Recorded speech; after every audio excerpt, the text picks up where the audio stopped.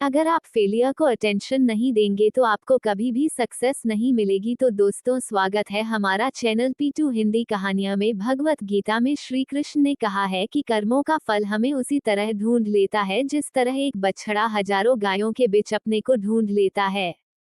कर्म फल इंसान को भोगना ही पड़ता है। हमारे किए गए कर्म हमें ढूंढ ही लेते हैं, फिर चाहे वो कर्म अच्छे हो या बुरे हो। लेकिन हम लोग इस बात को ज्यादा गंभीरता से नहीं लेते और हमें लगता है कि कर्म फल जैसा कुछ नहीं होता।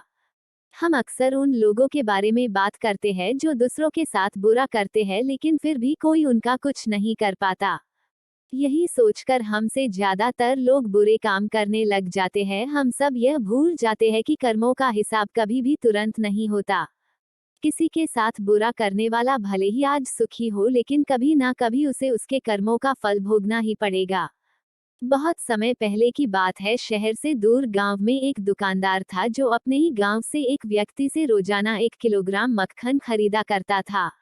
वह दुकानदार कई सालों से उस व्यक्ति से मक्खन की खरीदारी कर रहा था। एक दिन उस दुकानदार ने सोचा कि मैं रोज इस व्यक्ति से मक्खन खरीदता हूँ, लेकिन बहुत समय से मैंने इसके मक्खन का वजन तौलकर नहीं देखा। कल तौलकर देखूंगा कि ये मक्खन 1 किलोग्राम से कम तो नहीं देता।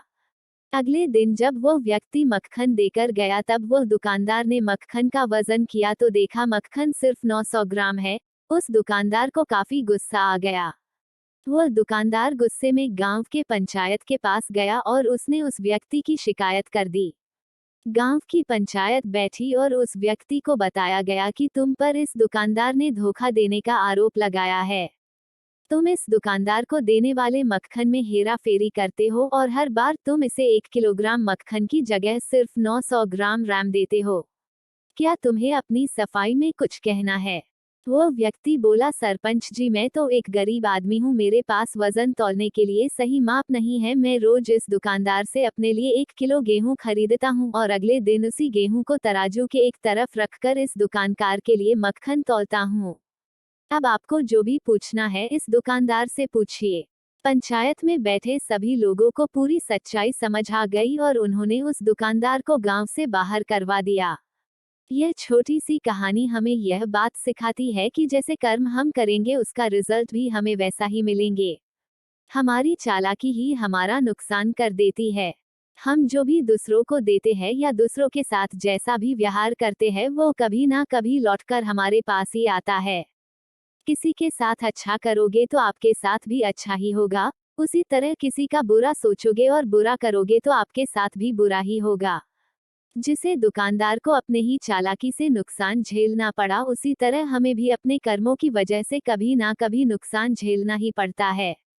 दूसरों के साथ हमें बुरा करके हमें 1, 2 या 10 बार बच सकते हैं, लेकिन एक ना एक दिन उसका परिणाम हमें भुगतना ही पड़ता है। हम अपने कर्मों के फल से नहीं भाग सकते हैं। बुरे करने वाले के साथ बुरा ही होता है, फिर चाहे वह आज हो या आने वाले 1 साल बाद हो। उसी तरह अच्छा करने वालों के साथ अच्छा ही होता है।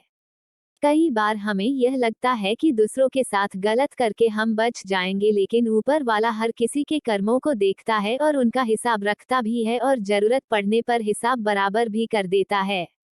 इसीलिए कभी भी गलत ना करो और ना ही कभी यह सोचो कि उल्टे सीधे काम करके हम बच जाएंगे।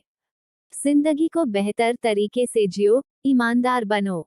ज्यादा कमाने या फिर सिर्फ अपना ही फायदा देखने के चक्कर में किसी के साथ गलत कभी ना करो।